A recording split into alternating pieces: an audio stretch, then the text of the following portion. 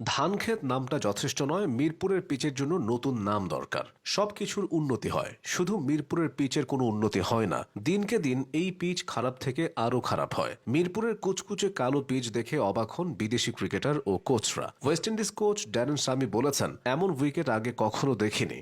অতীতে পাকিস্তান, নিউজিল্যান্ড ও অস্ট্রেলিয়ার কোচ এবং ক্রিকেটাররাও মিরপুরের উইকেট দেখে হতভম্ব হয়েছেন। তাদের কেউ কেউ করেছেন তীব্র সমালোচনা। খোদ বাংলাদেশের ব্যাটাররাই মিরপুরের উইকেটের সমালোচনা না করে পারে না। সাকিব একবার বলেছিলেন, মিরপুরের উইকেটে কোনো ব্যাটার 10-15 ম্যাচ খেললে তার ক্যারিয়ার শেষ হয়ে যাবে।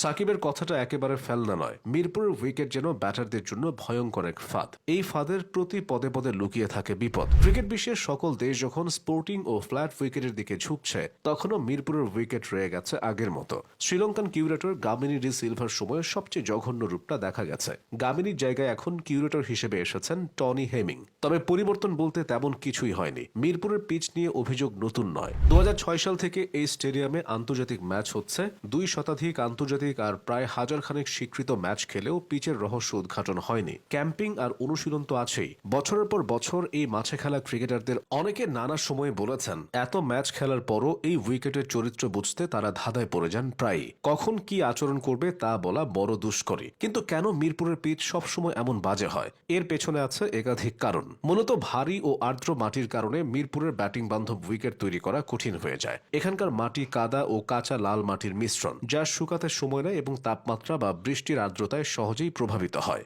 অনেক সময় পিচ রোলিং বা শুকানোর সময় যথেষ্ট সূর্যালোক না পাওয়ায় এর ভেতরে আর্দ্রতা থেকে যায়। ফলে ম্যাচের শুরু থেকেই বল অস্বাভাবিক আচরণ করে। একবার নিচু হয়ে আসে, আবার হঠাৎ বাউন্স করে ওঠে।